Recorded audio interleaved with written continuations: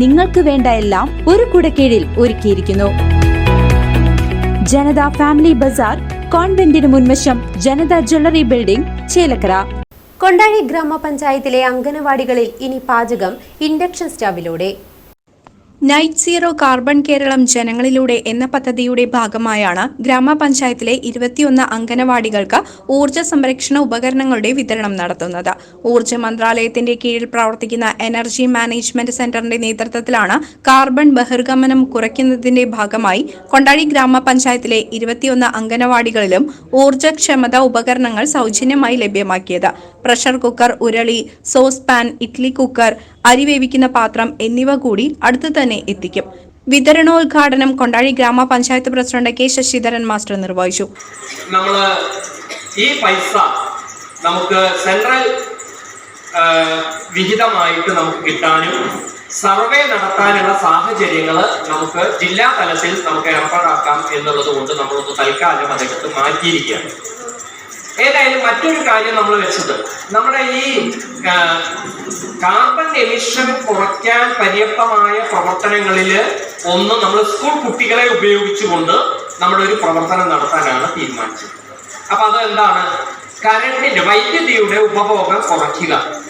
അത് കുറയ്ക്കാൻ പാകത്തിൽ നമ്മൾ സ്കൂൾ കുട്ടികളെ കൊണ്ടൊരു നമ്മുടെ വീട്ടിലെ കൺസംഷൻ ഉപഭോഗം കുറച്ച് കൊണ്ടുവരാൻ പാകത്തിലുള്ള പ്രവർത്തനങ്ങൾ അവർക്കൊരു ശീലമാക്കാൻ പര്യാപ്തമായ തരത്തിൽ ഒരു കാർഡ് അടിച്ചു കൊടുക്കാനായിട്ട് നമ്മൾ തീരുമാനിച്ചു.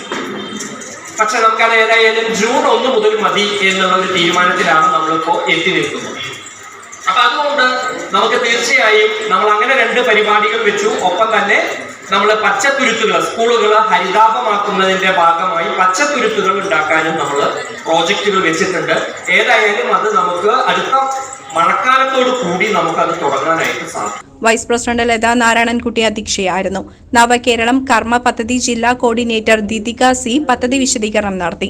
RP സുഗതൻ, വികസനകാര്യ standing committee chairman Biju Thadathivila, ക്ഷേമകാര്യ standing committee chairperson V Nishamol, ഗ്രാമപഞ്ചായത്ത് അംഗങ്ങളായ K Sudevan, O Premalatha, Sivan Veettikkunnu, Malathi KK, Sathyabhama V, Ramadevi A, ഗ്രാമപഞ്ചായത്ത് secretary MS Rohini, ICDS supervisor Shaiby, അധ്യാപകർ, വിദ്യാർത്ഥികൾ, net zero carbon core committee അംഗങ്ങൾ, അംഗനവാടി വർക്കർമാർ എന്നിവർ പങ്കെടുത്തു.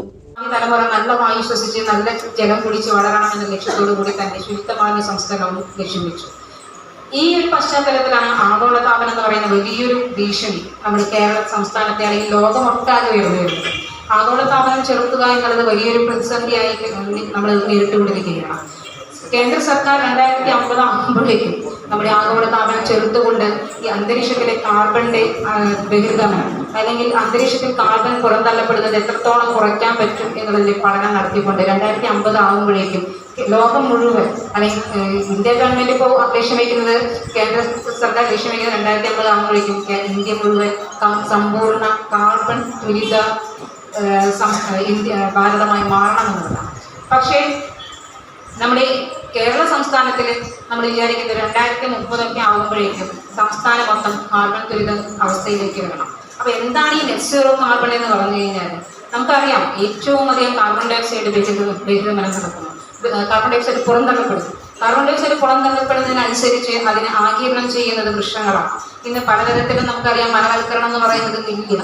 അപ്പോൾ അങ്ങനെയാണെങ്കിൽ ഈ കാർബണിനെ ഏറ്റവും അധികം സംഭരിച്ചു വെച്ചിരിക്കുന്ന ചെടികളാണ്, സംഭരണികളാണ്, കാർബൺ സംഭരണികളാണ്.